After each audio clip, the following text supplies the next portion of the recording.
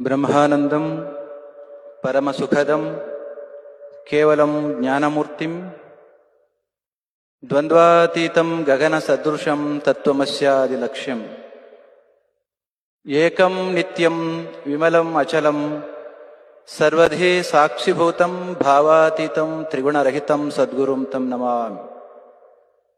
ಶ್ರೀ ವಿದ್ಯಾಂ ಜಗತಾಂ ಧಾತ್ರಿಂ ಸರ್ಗಸ್ಥಿತಿಲಯೇಶ್ವರಿಂ ನಮಾಮಿ ಲಲಿತಾಂ ನಿತ್ಯಾಂ ಮಹಾ ತ್ರಿಪುರ ಸುಂದರಿಂ.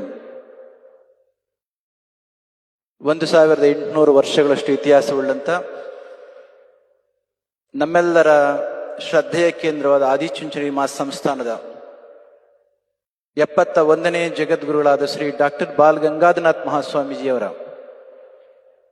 ಶ್ರೀ ಗುರು ಭೈರವೈಕ್ಯ ಮಂದಿರದ ಉದ್ಘಾಟನೆಗೆ ತುಂಬ ಪ್ರೀತಿಯಿಂದ ಭಕ್ತಿಯಿಂದ ಶ್ರದ್ಧೆಯಿಂದ ಬಂದಂತ ನಮ್ಮ ಭಾರತ ದೇಶದ ಹೆಮ್ಮೆಯ ಪ್ರಧಾನಮಂತ್ರಿಗಳಾದ ಶ್ರೀ ನರೇಂದ್ರ ಮೋದಿಜಿಯವರನ್ನು ನಿಮ್ಮೆಲ್ಲರ ಪರವಾಗಿ ಆದರಪೂರ್ವಕವಾಗಿ ಮತ್ತೊಮ್ಮೆ ಸ್ವಾಗತಿಸ್ತಾ ಇದ್ದೇನೆ.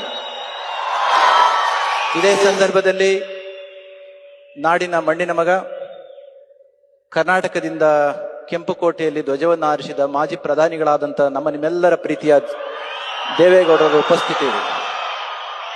ಗವರ್ನರ್ ಅವರಿದ್ದಾರೆ,